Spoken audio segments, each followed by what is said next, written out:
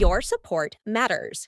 With 90% of our viewers yet to subscribe, we need your help to keep creating engaging content. Please subscribe and hit the notification bell. Let us know where you're watching from. Leave your city in the comments below. I never expected my life to unravel over a simple backyard barbecue. The tradition had started years ago, back when we were all younger, with fewer responsibilities and a lot more time on our hands. It was just a group of friends who had met in college, sticking together through all of life's milestones: marriages, kids, career changes. Over time, those casual get-togethers evolved into something more structured, a tradition we kept alive, no matter how hectic life became. Now, we were adults with full lives and families of our own, but the bond between us remained. That Saturday evening, like many before, we gathered at Scott and Andrea's house. The air was warm, the scent of grilled food filling the backyard as our children laughed in the distance. I should have known something was different that night.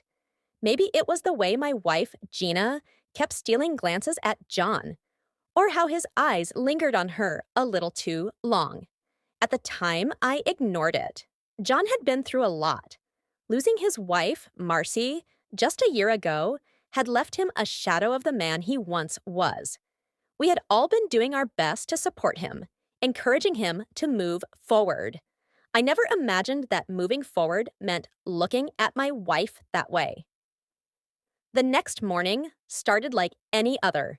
Gina and I had a long-standing weekend routine: sleep in a little, shower together, then go our separate ways for the day. She usually spent her mornings reading or catching up with friends, while I worked on my car in the garage. But that morning, just as I was about to head out, she stopped me. "Honey, we need to talk." Her voice was soft, hesitant. I turned, immediately sensing that whatever she had to say wasn't going to be good.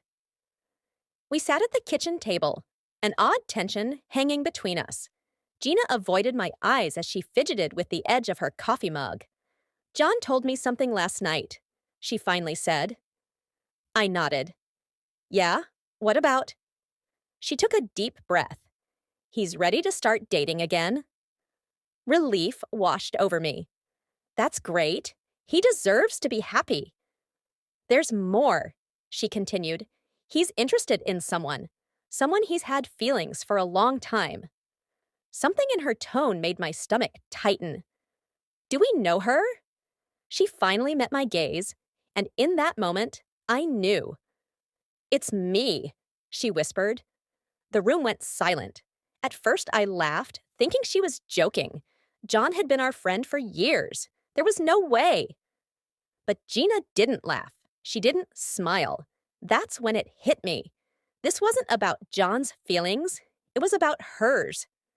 My heart pounded in my chest as I forced out the question I already knew the answer to. "Are you asking for a divorce?" Her eyes widened in panic. "No, Henry. I don't want a divorce. I love you. I want to stay married to you."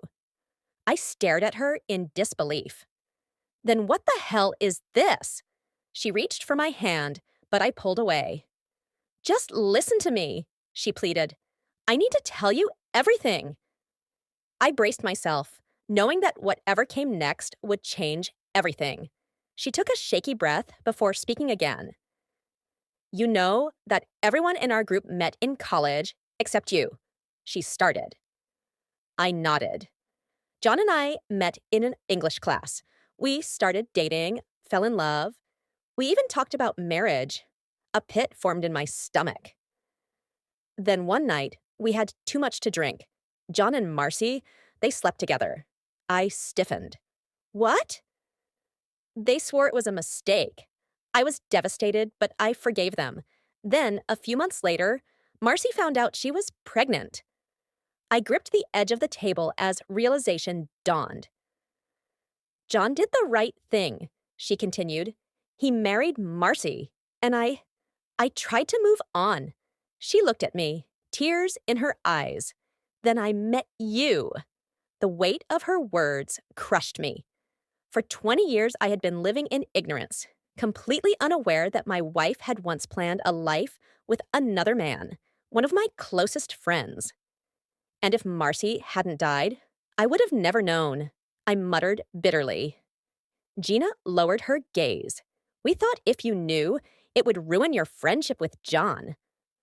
I let out a hollow laugh. Yeah, well, congratulations. It's ruined. She flinched, but pressed on. I'm telling you now because I need to ask you something. I braced myself. I was wondering how you'd feel about sharing me with him. Time froze.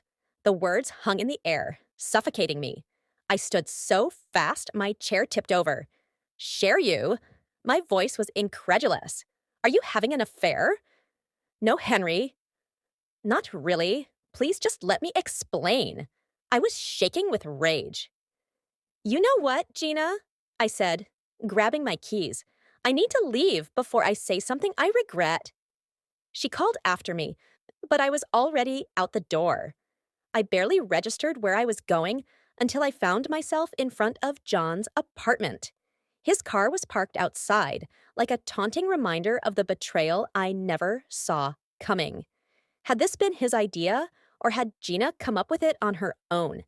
I needed answers. And I wasn't leaving without them. I didn't go back home that night. After packing my suitcase and leaving Gina behind, I drove aimlessly for hours. The city blurred past me, streetlights casting long shadows on the empty roads. My mind felt like it was spinning in circles, stuck in an endless loop of disbelief, anger, and heartbreak. How had we ended up here? Gina had been my wife for 20 years.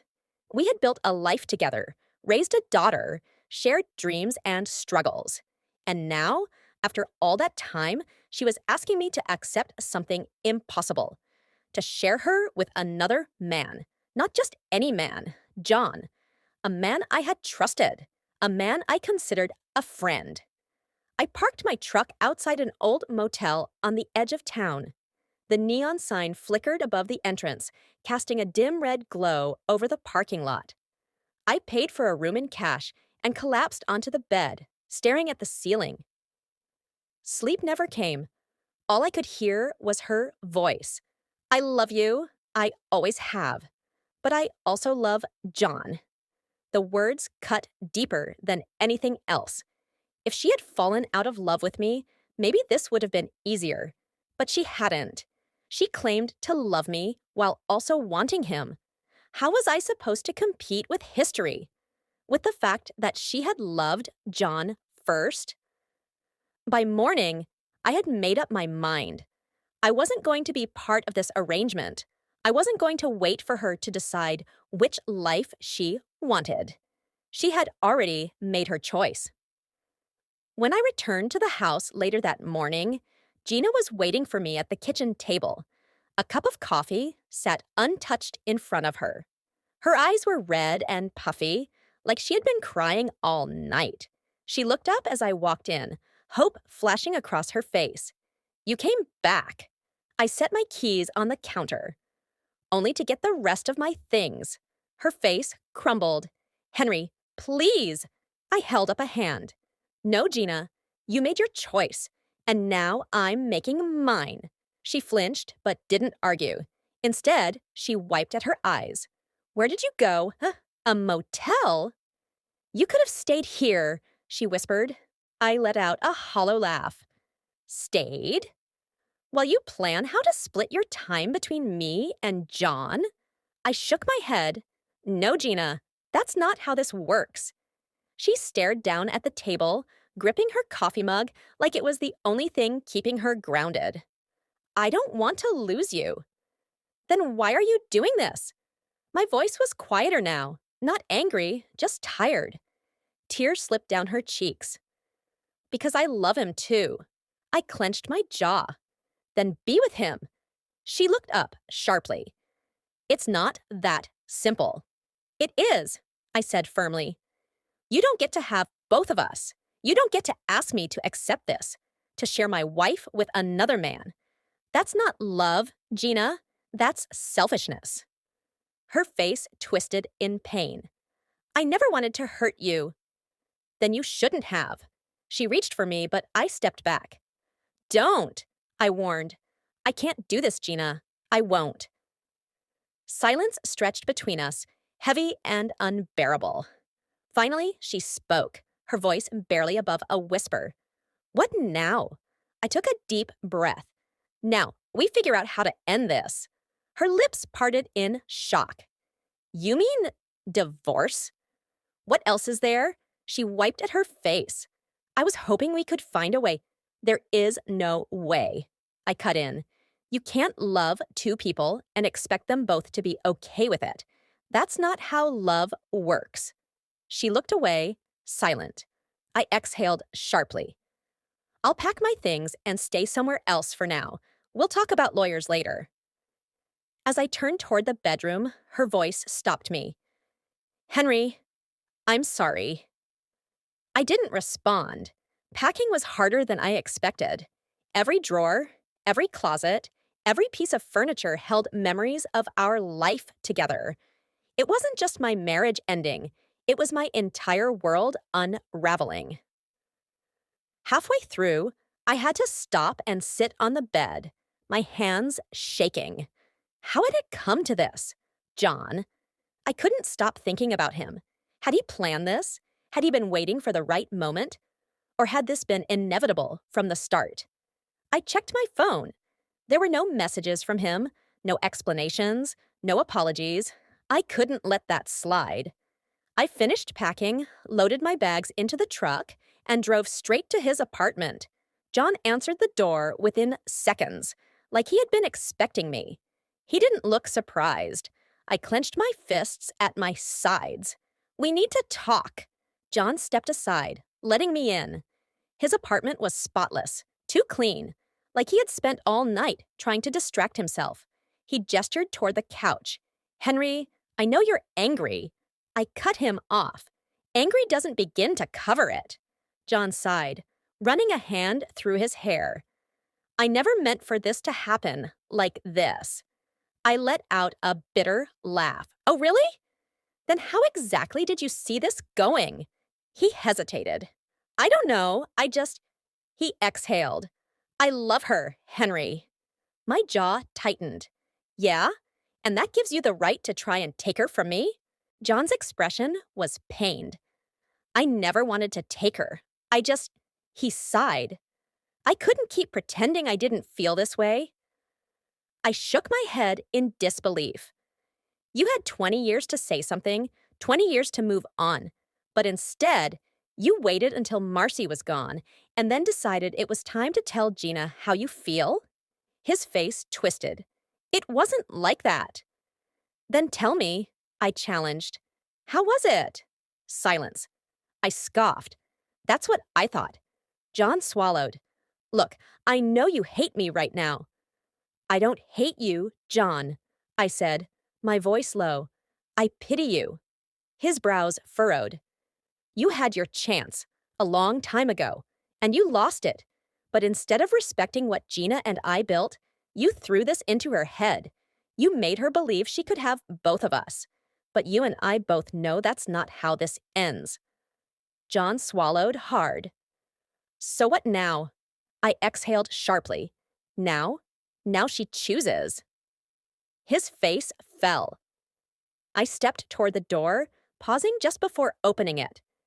Just remember, John, I said quietly, no matter what happens next, you broke this. You ruined this. And if she ends up with you, you'll have to live with knowing that you destroyed a marriage to make it happen. I didn't wait for a response. I walked out, slamming the door behind me. For the first time in 20 years, I truly felt alone. And Gina had a choice to make. The drive back from John's apartment was quiet. Too quiet. The kind of silence that settles deep in your bones, making you feel the weight of everything at once. I didn't know what I expected from confronting him. An apology? Justification? Maybe some kind of regret? But John had already made peace with what he had done. And Gina? She was still standing in the middle, refusing to decide. But I wasn't going to wait anymore. When I pulled into the driveway, Gina was sitting on the front porch, her arms wrapped around herself. She looked like she hadn't slept. The sight of her, my wife, the woman I had loved for 20 years, looking so lost and broken, it almost made me pause. Almost, but then I remembered why we were here. She saw me step out of the truck and quickly got to her feet. Henry, I held up a hand. No more, Gina. No more explanations. No more excuses. We need to end this. Her face crumpled. I don't want to end us. You already did. My voice was quiet, but firm. Tears welled up in her eyes. That's not true. I love you, Henry. But you love him too. She flinched.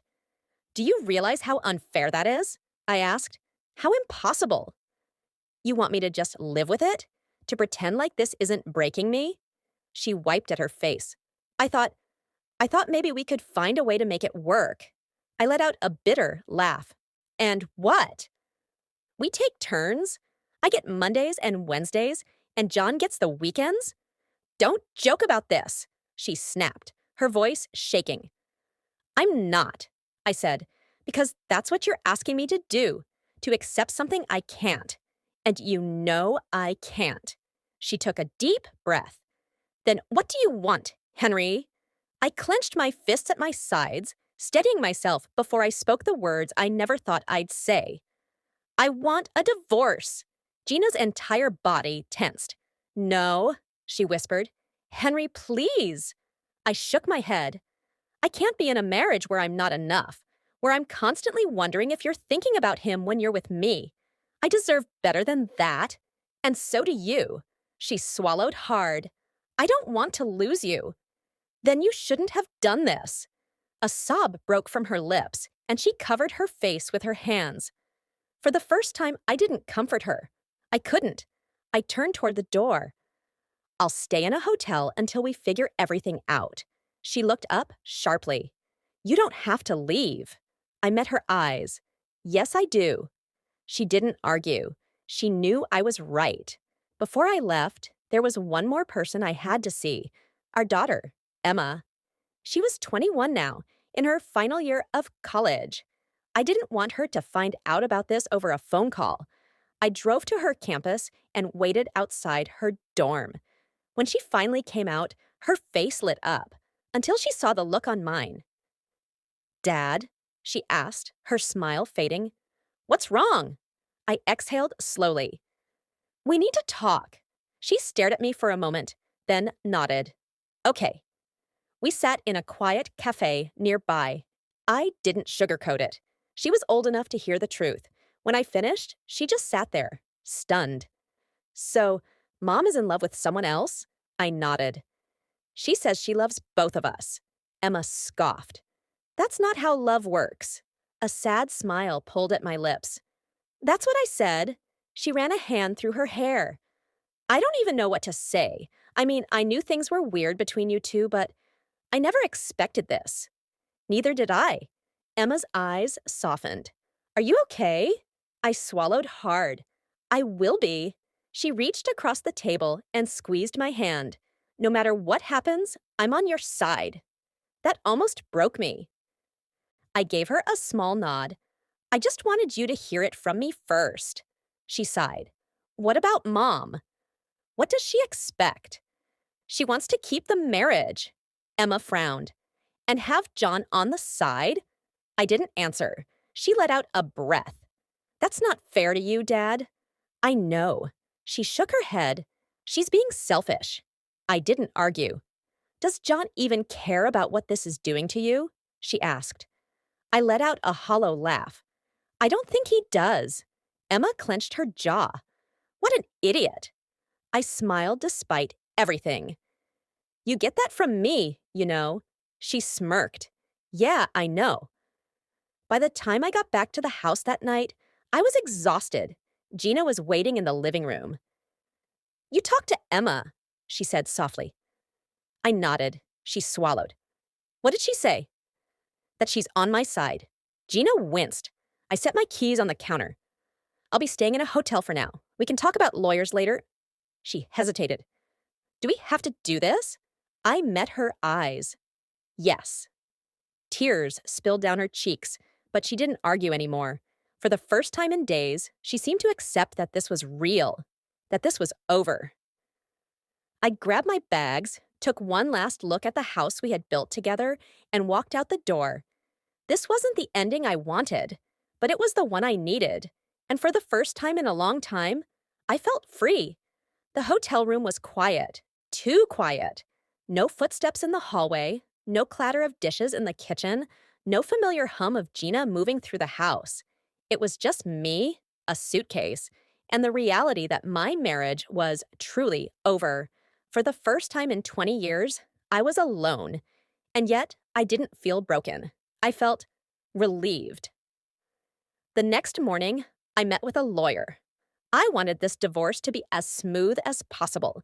No fights, no drama, just a clean break. Gina hadn't tried to fight it. She had called me the night before, her voice thick with emotion. I don't want this, Henry, she had whispered. But you want him, I had replied. Silence. She couldn't deny it, and I wasn't going to pretend anymore. Now, sitting across from my lawyer, I signed the first set of documents that would begin the process of ending our marriage. And for the first time in weeks, I felt like I could breathe again. I hadn't planned to see John again. I wanted to leave everything behind and move on. But fate had other plans. I ran into him at the grocery store of all places. He was picking up a bottle of wine, looking way too comfortable for someone who had destroyed a 20-year marriage. Henry, he said, surprised. I stared at him for a moment. Then I did something I hadn't done since this whole mess started. I smiled. It wasn't forced. It wasn't bitter. It was real, because I finally understood something. He hadn't won. Gina choosing him didn't mean he had taken something from me. If anything, I had freed myself from a marriage that no longer served me. And John, he was inheriting all the broken pieces of a woman who didn't even know what she wanted. I hope you're happy, John, I said, my voice calm. He shifted uncomfortably. Henry, I shook my head. No need. I just wanted to tell you that I'm done with all of this. I don't hate you. I don't hate Gina. I'm just moving on. He looked at me, confused, as if he had expected me to be angry forever, but I wasn't. I was free. And that scared him more than my hatred ever could. A week later, I met up with Emma again. She had been checking in on me, making sure I was okay. You look lighter, she said, studying me over a cup of coffee. I chuckled. I feel lighter. She smiled. Good. You deserve that. I nodded, appreciating how much she had been there for me. Mom called me, she admitted after a moment. I raised an eyebrow. And she asked if I hated her. My stomach tightened. What did you say? Emma sighed. I told her I don't hate her, but I don't respect what she did. I leaned back in my chair, letting her words settle. That's fair. She looked at me. She's miserable, Dad. I can tell. I wasn't sure how to respond to that. I didn't wish misery on Gina, despite everything, but I also knew that she had made her choice, and so had I. Months passed, and the divorce was finalized. It was strange how fast life moved once I let go. I found a new place, reconnected with old friends, and started focusing on myself for the first time in years. One afternoon, I was at a bookstore, browsing aimlessly when someone bumped into me. Sorry, I turned and my breath caught. She was beautiful, with warm eyes and a kind smile. It's okay, I said. She hesitated, then glanced at the book in my hands. You like historical fiction? I chuckled. I do. You? She grinned. Obsessed. We talked for nearly an hour. Her name was Laura, and she had just moved to town. For the first time in a long time, I felt something stir in my chest. Hope. Maybe my marriage had ended. Maybe I had lost something I thought would last forever. But life wasn't over. And as I walked out of that bookstore, I realized something. Sometimes endings are just new beginnings in disguise.